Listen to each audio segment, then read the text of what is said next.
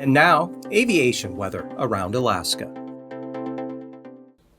Tuesday mornings, flying weather. We've got a lot of IFR here across southern Alaska. A lot of VFR over the northern part of the state, right out to the Arctic Ocean. Bering Sea, a lot of VFR out that way as well. And then a band of IFR, looks like a pretty narrow band, coming into the western Aleutians. IFR northern panhandle, and better conditions down to the south.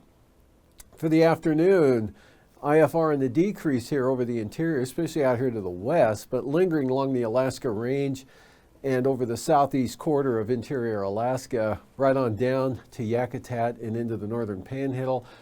And some IFR here off the coast, VFR, Kodiak Island, Alaska Peninsula, and some good IFR there for the Arctic coast and then two portions of the North Slope. This band continuing eastward there, crossing Adak into Atka Island and out there in the central Bering, and we'll see that continues eastward for Wednesday morning, coming into the eastern Aleutians, back up to the Pribilofs. Another band of IFR up along the Arctic coast, and IFR holding here, eastern interior, and right on down again into Yakutat and the northern panhandle, but VFR over the southern southeast coast.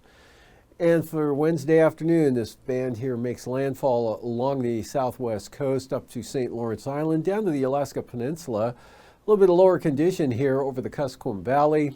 VFR, south central Alaska, right up into the greater Fairbanks area and on up to the Arctic coast.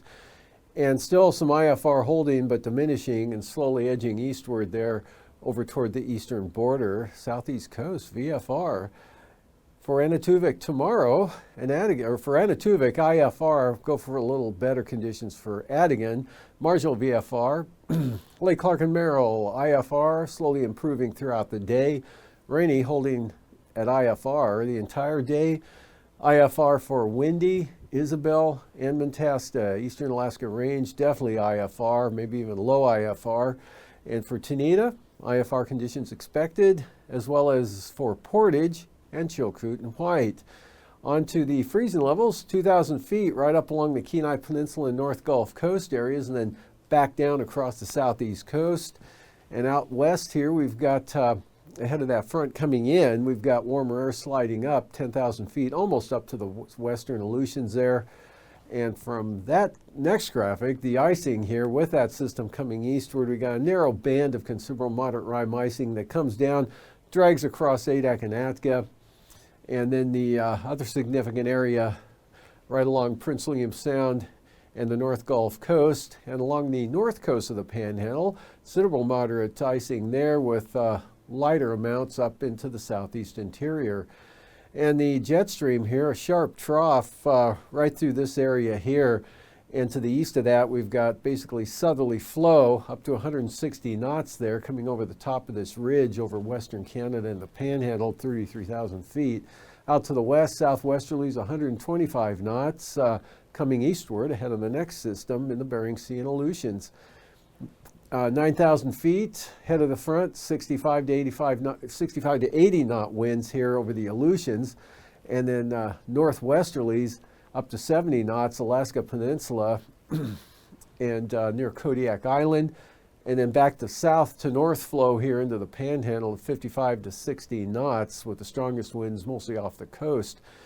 And for 3,000 feet, pretty strong winds here right along the coast of the Panhandle there at about 65 to 70 knots right up to the eastern North Gulf Coast.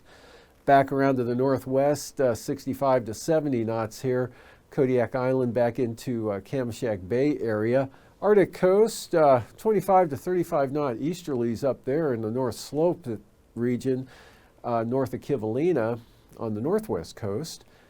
And from there, looking at turbulence, we'll see with the front coming in out west there, considerable moderate turbulence there coming eastward to about Amchitka Island.